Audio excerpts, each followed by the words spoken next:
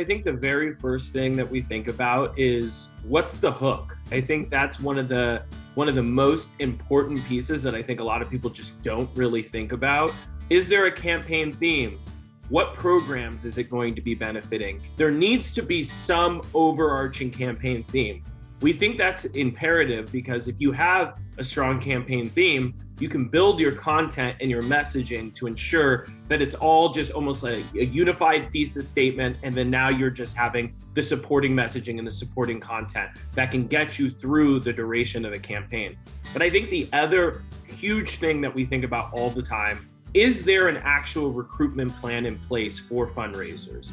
Because a lot of times we feel that organizations are saying, hey, we're going to do a peer-to-peer campaign because it's a really hot, cool buzzword. And they're like, yeah, so do you have a recruitment plan? No, we're just going to ask a couple of our board members to do it and let's see what happens.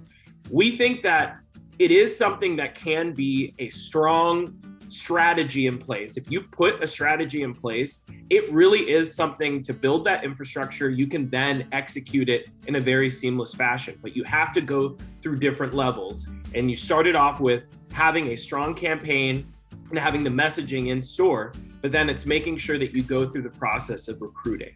And if you can recruit and make it clear to your fundraisers that you're providing them with the resources that they need to be successful and you're providing them with the templates, it becomes a much easier value proposition to actually get them to do the fundraising on your behalf. And then at that point, you can then just press play because everybody already knows what they're doing. They know what the campaign's about, but they also know what their roles are.